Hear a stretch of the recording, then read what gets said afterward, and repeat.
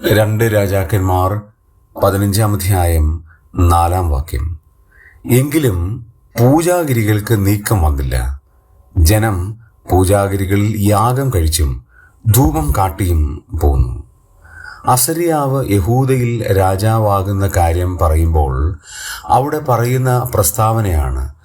അദ്ദേഹം യഹോവയ്ക്ക് പ്രസാദമായത് ചെയ്തു എങ്കിലും എന്നൊരു പദപ്രയോഗം അവിടെയുണ്ട്.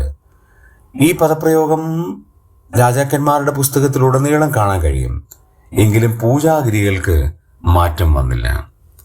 ഇന്നും ഈ പൂജാഗിരികൾക്ക് മാറ്റം വരാത്ത ഒരുപാട് ആചാരങ്ങൾ നമ്മുടെ മധ്യത്തിലുണ്ട്.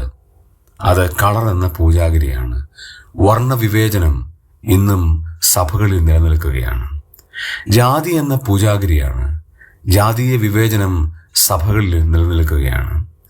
സ്വന്തം കുടുംബം എന്നുള്ള പൂജാഗിരിയാണ്. ശുശ്രൂഷകൾ ഏൽപ്പിക്കുമ്പോൾ ഇന്നത്തെ ഒരു ട്രെൻഡ് സ്വന്തം കുടുംബത്തിലുള്ള ആളുകളെ മാത്രം ശുശ്രൂഷകൾ ഏൽപ്പിക്കണം എന്നുള്ളതാണ്. ആത്മീകമായ ഉന്നമനത്തിനു വേണ്ടിയാണ് ചെയ്യുന്നത് എന്ന് വരികിലും ഇതെല്ലാം പൂജാഗിരികളാണ്.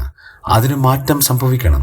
ആത്മീക ശുശ്രൂഷകൾക്ക് യോഗ്യന്മാരായവരെ ഏൽപ്പിക്കുവാൻ, ദൈവമക്കളാണെന്നുള്ള ആത്മീക പരിഗണന ഉണ്ടാകുവാൻ, ഒരു അപ്പത്തിൻ്റെ അംശികളാണ് എന്നുള്ള പരിഗണന ഉണ്ടാകുവാൻ ഉള്ള വിശാലമായ കാഴ്ചപ്പാട് നമുക്കില്ലെങ്കിൽ നാം ദൈവസന്നിധിയിൽ കണക്ക് ബോധിപ്പിക്കേണ്ടവരാണ് എന്നുള്ളതിന് രണ്ട് പക്ഷമില്ല.